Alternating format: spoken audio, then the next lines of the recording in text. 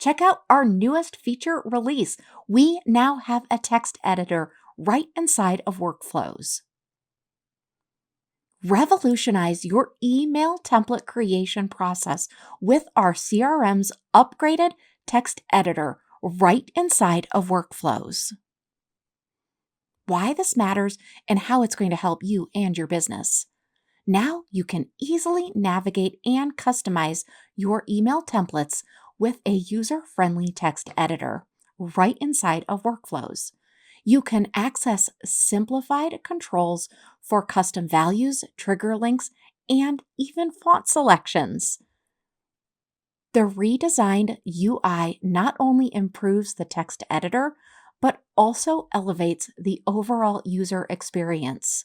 I'm going to take this one a little farther because my favorite feature in the CRM is workflows. I use them constantly, and being able to create a workflow on the fly where I can customize what things are going to look like when the email is sent out is huge for me. I think you are going to love this if you love workflows. This really allows you to personalize the look and the feel and stay right inside of the workflow builder. So let's go ahead and create a workflow. To do that, you're going to go to Automation in the left-hand navigation, and then Workflows in that upper navigation, and then you're going to click plus Create Workflow. As always, you can start from scratch or use a template. For this example, I'm going to go ahead and start from scratch.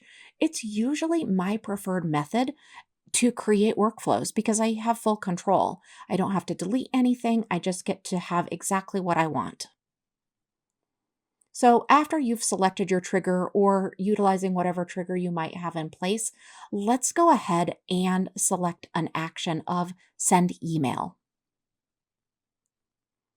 Now I want to go through all of the different additions that are on this user experience where we're adding in the ability to really customize these emails.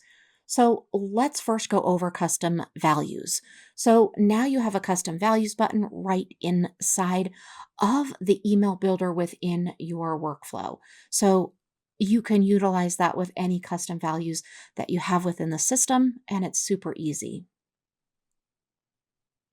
You're also going to have the trigger link available to you. That looks to me, I don't know, I'm going to say lightning bolt-ish, but I'm not sure what it's really supposed to be.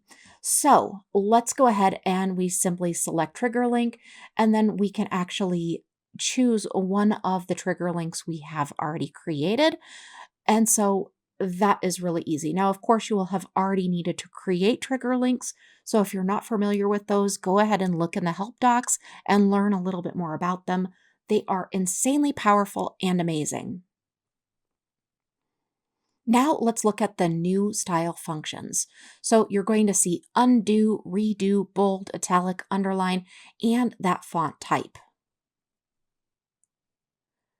And you can also choose your font size, the paragraph type, all of these different features, colors, bullets, etc.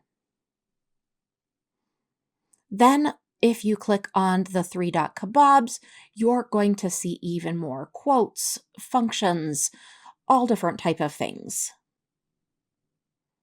Now, when you click the add link button, you're going to see something different. You're now going to see a pop-up window come up.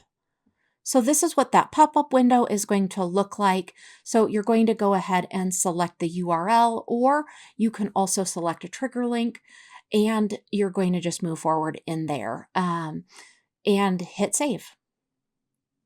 So the same thing with add an image, you're now going to get a pop-up that's going to allow you to really personalize how that image looks. So this is what that pop-up looks like. You can have your image linked to a URL. You can set your width and your height. Let me give you a little bit of tip here. My tip on this is pick one. If you set both, and it can really make it look wonky. So either set the width or the height, and keep it simple. Don't do both. It will stretch, or it just makes it look funny.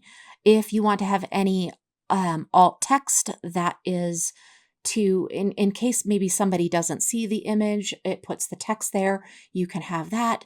You can also have the image action link do something specific.